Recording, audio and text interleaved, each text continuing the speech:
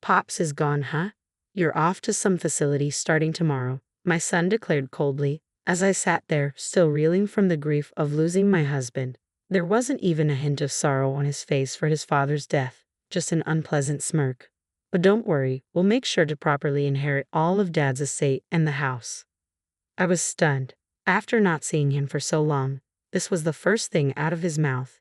His wife, standing beside him, seemed completely on board with inheriting everything too.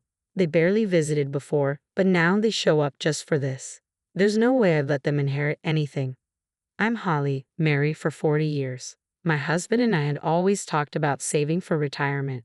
We'll need about $1.3 million to retire comfortably, he'd say, and I'd agree. We'd worked hard and had some savings, enough that we wouldn't struggle immediately. But the worries never stopped. We do have a son, Kevin, but we haven't seen him in nearly 10 years. Who knows what he's doing now? We'd love to rely on him, but we can't depend on an absent son, especially with potential care needs in the future. Despite our worries, we managed to get by on our own, until one weekday afternoon when the doorbell rang. I thought it was a delivery, but when I checked the monitor, it was Kevin. He looked different from the last time I saw him, rougher, almost unrecognizable. "Hey, it's Kevin," I exclaimed, surprised, as my husband looked just as shocked. "Kevin? Really?" I rushed to open the door, and there he stood with an unfamiliar, flashy woman by his side. Who is this woman? I wondered, my mind racing with questions. Kevin, unfazed, stepped in and called the woman over. "What's going on? What's this all about?" I asked, confused. "Well, I'm getting married to her," Kevin announced casually. After being absent for so long, he dropped one surprise after another, leaving my husband and me speechless. The woman, who introduced herself as Sophie, spoke up. "Nice to meet you, I'm Sophie." Just like that, it seemed they were ready to leave after a brief greeting. "Wait, after so long, can't we talk a bit more?" I asked, not wanting to hold them for long but hoping to chat more with my son and his fiancée. "Please take good care of Kevin," I added, trying to be polite. But Sophie's response was cold and firm. "I'm going to marry Kevin, but I have no intention of becoming part of your family." My husband and I were dumbfounded, unable to say anything as they left. That kind of response only amplified our worries about the future. 6 months have passed since Kevin and Sophie got married, and we haven't seen them once since that initial introduction. We're worried, but as long as our son and his wife are happy, that's all that should matter, or so we tried to tell ourselves. Then Kevin began contacting us occasionally. At first, it should have been a joy to hear from him, but the content of his calls was concerning. "Hey, I'm a bit short on cash. Can you send me $1,000? I'll send you the account details later." It was always about money. He never showed any concern for us, just one-way demands, and it wasn't just once, it was several times a month. We knew this wasn't good. We wanted Kevin to stand on his own, but our concern for our only son made us give in. After discussing it, we complied with his requests. I wish he'd be smarter with his money, I'd say. The early days of marriage are expensive, and we hardly did anything for him when he was young. "This is partly our responsibility," my husband would add. For a while, we continued to provide funds to Kevin, but recently he started calling almost daily, asking for more money. We realized that if this continued, we wouldn't be able to sustain our own lives. One day, I decided it was time to tell Kevin we couldn't provide any more assistance. When he called, I said, "Kevin, I have something to discuss about money." "What? You're calling to say you'll transfer money?" he asked, sounding disinterested. "No, that's not it. We can't send any more money. We have our own lives to live." "Fine, whatever," he responded, surprisingly calm. I thought we had finally reached an understanding, but my relief was short-lived. Barely an hour after we ended the call, Kevin stormed into our house, furious. "My life is a mess because of you too. It's your fault I dropped out of middle school. It's the parents' responsibility, right? If you can't give me money, then whatever happens is on you." Kevin stood before us, the very image of a delinquent. It's true that my husband and I were too busy with work when he was young and didn't spend enough time with him. Now, seeing him like this, I feared what might happen if we didn't help him. His angry gaze left me with little choice but to comply. "All right, how much do you need?" I asked hesitantly. "That's up to you," Kevin replied, his tone cold. It pained me to realize just how much our son resented us. For the time being, I handed him the $100 I had in my wallet. $100? You're joking, right? he scoffed. No, this is really all I can do, I said, showing him my bank statement. It was the account we used for living expenses, not the one for savings, so it didn't have much in it. Moreover, it was just before my pension was due, so there was hardly anything left. Is that so? Kevin muttered as he pocketed the $100 and left without another word. After that incident, perhaps realizing he couldn't expect any more money from us, the calls from Kevin demanding money stopped. I thought we could finally live a peaceful retirement, until my husband was diagnosed with colorectal cancer shortly afterward. The doctor said that even with treatment, recovery wasn't expected, and only hospice care could be provided. I wanted him to live as long as possible, but he didn't feel the same. I've had enough, he said, his voice weary.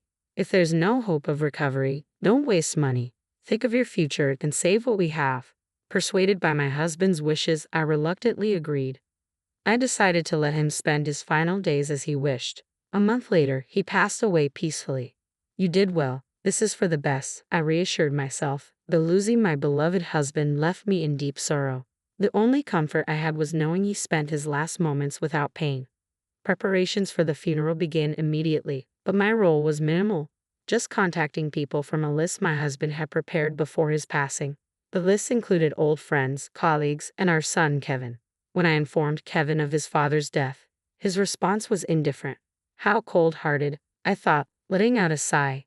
On the day of the funeral, the service went smoothly and many came to offer their condolences. But there was no sign of my son or his wife. I hadn't expected them to show up, but as I was greeting mourners, I saw Kevin and Sophie arrive, just casually in what looked like loungewear. Unbelievable. I tried to ignore them, but they approached me. So, the old man finally kicked the bucket, huh? You should just go into a care home starting tomorrow, were the first words out of Kevin's mouth. My anger surged at his smirking face and the callous suggestion. Just as I was about to retort, Sophie chimed in. Don't worry, we'll properly inherit the estate and the house. What on earth were they thinking? There's no inheritance for you to receive, I replied, struggling to keep my voice steady. They had barely been in our lives, yet here they were, acting as if they had a right to everything. I wanted to lash out, but I couldn't bring myself to do it at my husband's funeral. We'll talk later. For now, just offer your incense, I said quietly, trying to suppress the trembling in my voice. Then, I heard a familiar voice. Same as always, said Mr. Smith, an old friend of my husband's and, as it turned out, a lawyer. He might know something about this inheritance issue. When I briefly explained the situation to him, he assured me he would help me disinherit Kevin. After the ceremony ended and the mourners had left, only Mr. Smith, my son, his wife, and I remained at the funeral parlor. Did Dad leave a $2 million inheritance? Give it to us, quickly, Kevin demanded, smirking as usual while Sophie looked on expectantly. They must have thought they were entitled to everything, but I had no intention of giving them a cent. I'll make this clear, you won't be getting any inheritance, I stated firmly. Kevin, stunned by my words, reacted with anger. What? You've got to be joking. That's impossible, you can't do that. You think it's not allowed, I replied calmly. Why don't we confirm with Mr. Smith here? I've already left the inheritance matters in his hands, so it's out of mine. Kevin scoffed dismissively. What are you even saying? I don't care about some irrelevant old man. His vulgar language made me feel a deep shame, regretting that I had raised a son who would argue about inheritance at his father's funeral. Disgusted by his attitude, I turned to Mr. Smith and asked, please explain the situation. Of course, Mr. Smith began. Kevin, do you remember me? I don't know you. Who the hell are you? Kevin snapped, his tone aggressive. Mr. Smith remained calm and undisturbed. That's a shame. We used to play together when you were little. Kevin, uninterested in past memories, demanded, so what? You're here to talk about Dad's estate, right? I'm the one who'll inherit it. When Kevin returned to the topic of inheritance, Mr. Smith's expression sharpened. Kevin, you have no right to inherit. What? What nonsense are you spouting? Kevin shot back. Remember your delinquent behavior as a teenager that involved the police, Mr. Smith continued. And as an adult, you accumulated significant debt without your mother's knowledge, which your father had to repay. I know everything. I had just learned these details from Mr. Smith, aware of Kevin's past misdeeds, but completely blindsided by the massive debt he had created, which my husband had quietly covered. So what? Kevin spat. It's a parent's duty to take care of their child. Besides, there's no doubt I'm his son, so naturally, I have a right to the inheritance. Kevin moved toward Mr. Smith in a rage, with Sophie equally furious by his side. It's impossible that Kevin doesn't have any inheritance rights. Everyone knows a person's own child would have rights. Are you a real lawyer, or is that just a lie? She demanded. Their loud arguments drew the attention of the funeral parlor's security guards, who rushed over in a panic. Is there a problem here? One of the guards asked, trying to calm them down as he approached me for details. I felt embarrassed to have others involved in this family conflict. I'm sorry, it's just a family dispute. I apologized sincerely to the guard. We truly didn't mean to cause any trouble. While I bowed my head in apology, Kevin and Sophie continued to struggle. Let go. What do you think you're doing? Ouch, that hurts. Stop it, old man, they shouted, their disrespectful behavior finally pushing me to the brink. Enough, I snapped. Your attire and behavior are completely inappropriate for a funeral. You're causing a scene and disturbing everyone around you. Knock it off. I was aware my voice was getting louder, and the couple, who hadn't expected me to get this angry, suddenly quieted down. Mr. Smith leaned in and whispered to me, "Don't worry, there's no way Kevin will inherit. Your father prepared a contingency plan." A contingency plan, I repeated, unsure of what he meant. But Mr. Smith continued, "It's time to confront Kevin with the hardship he's caused you." He patted my back reassuringly. I couldn't indulge my son's selfishness any longer and approached them calmly. "Enough already," I said firmly. "That's my line," Kevin retorted. "All this could end if you just agree to let me inherit." "I've told you countless times, it's impossible for you to inherit," I replied, moving closer with each step. Kevin's face turned pale as he noticed my approach. "You come to your father's funeral with a disrespectful attitude after causing trouble for others your entire life. You truly have no respect for your parents," I said coldly, glaring at him. "No, but that's because of you too. You were never home when I was a kid," Kevin protested, always quick to make excuses when cornered. "Yes, we weren't home, and I regret that," I admitted. "But many kids grow up in similar situations and don't spend their lives blaming their parents. It's pathetic to rely on your parents even as an adult." Kevin trembled silently, his head bowed. Whether from anger or sorrow, I couldn't tell, but I knew he was listening. It was time to resolve this once and for all. "Mr. Smith, please use the last resort you mentioned earlier." I had no idea what this last resort entailed, but it seemed like the only way to break through the current situation. In response, Mr. Smith handed me an envelope. Inside was a document titled Final Judgment Certificate of Inheritance. "What's this?" I asked, perplexed by the contents.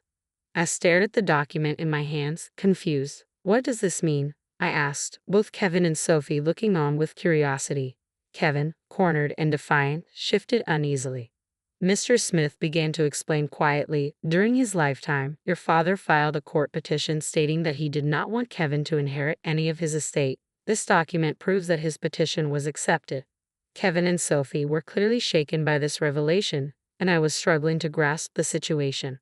"When did this happen?" I asked, bewildered. "Your father asked me to keep it a secret from you," Mr. Smith continued. "Now that he has passed away, I believed it was the right time to present this document to you."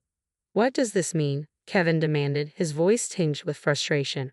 "Are you saying my father decided to cut me out of the inheritance? Why would he do that? Can this just be ignored?" Mr. Smith explained further, "Normally, a husband's estate would be inherited by his spouse and children.